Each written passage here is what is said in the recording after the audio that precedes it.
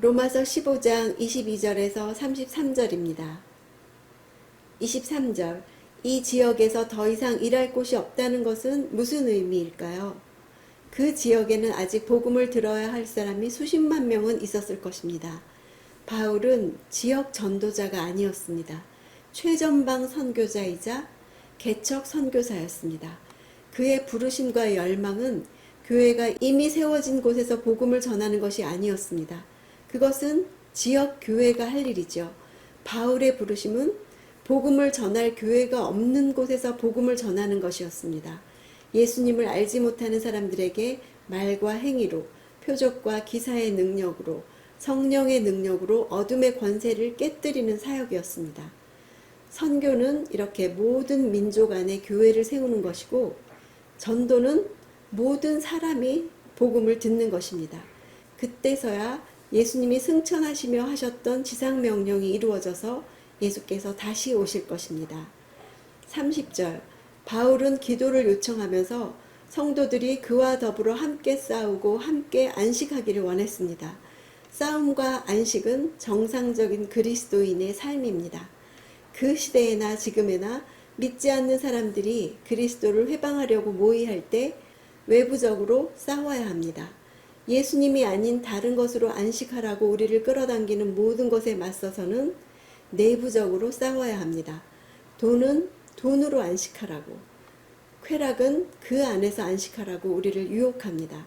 이 모든 과정 속에서 우리의 싸움은 안식으로 가는 수단이 됩니다. 외부적인 적, 내부적인 적과 어떻게 싸운다는 걸까요? 기도로 싸워야 합니다. 기도로 싸우면 변화가 일어납니다. 기도해 본 사람들은 기도로 싸운다는 것이 무엇인지 체험할 수 있습니다. 무릎 꿇고 시간을 들여 기도하는 것이 왜 그렇게 안 될까요? 적이 너무도 많기 때문이죠. 내가 기도하려고 할 때마다 방해받는 것이 악한 영 때문이라는 것을 인식하기만 해도 방해받을 때 물리치고 기도할 수 있습니다. 싸움과 안식은 이 타락한 세상에서 정상적인 그리스도인이 살아가는 자연스러운 모습입니다. 내가 싸워야 할 것들에 대해서 치열하게 기도하고 있습니까? 그럼으로써 예수 안에서 안식하고 있나요? 바울은 자신을 위해 여러분도 나와 함께 열심히 기도해달라고 요청합니다.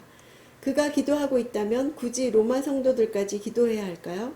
우리는 왜 같이 모여서 기도해야 하고 왜 기도 요청은 하는 것일까요? 한 가지 기도 제목을 놓고 더 많은 사람이 기도할수록 하나님이 기도에 응답하실 때 더 많은 감사와 영광을 받으시게 됩니다. 고린도후서 1장 11절에 여러분도 우리를 위해 기도로 협력해 주십시오. 이는 많은 사람의 기도로 우리가 받은 은사로 인해 우리 때문에 많은 사람이 하나님께 감사하게 하려는 것입니다. 라고 했습니다. 기도의 목표는 예수님을 통해 아버지가 영광을 받으시는 것이죠. 내 기도도 요청하고 다른 사람들의 기도 요청을 받아서 기도하십시오. 하나님이 더 영광 받으실 것입니다. 31절. 기도는 사람의 의지를 바꿉니다. 하나님이 기도에 대한 응답으로 사람들의 의지를 변화시키십니다. 바울을 해치려고 하는 유대에 있는 순종치 않는 사람들이나 예루살렘 교회 성도들의 의지를 하나님의 능력으로 바꿀 수 있으십니다.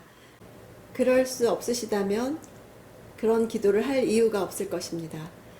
하나님의 능력으로 인해서 악한 의지를 가진 비그리스도인들이 제지를 당하고 그리스도인이 선한 의지를 갖게 되는 것입니다. 그들 모두의 마음이 하나님의 손에 있기 때문이죠. 우리가 기도로 선하게 바꿀 수 있는 분량은 헤아릴 수 없습니다. 그렇다면 그 하나님의 능력을 의지해서 오늘 내가 기도할 제목은 얼마나 많겠습니까? 32절. 하나님의 뜻에 따라 그들에게 갈 수 있기를 기도합니다. 그리스도인들이 왜 어떻게 기도해야 하는가를 설명해 줍니다.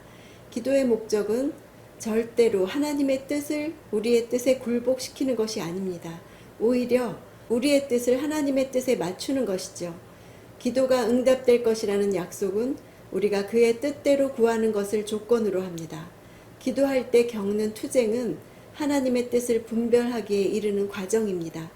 그렇다면 바울이 로마 성도들에게 자신과 힘을 같이 해서 기도해 달라고 부탁한 세 가지 기도, 즉 그가 유대에 순종치 않는 사람들에게서 구원받기를, 예루살렘 교회가 헌금을 받아들이기를, 로마에 갈 수 있기를 바란 그의 기도는 응답되었을까요? 하나님이 이 기도들에 어떻게 응답하셨을까요?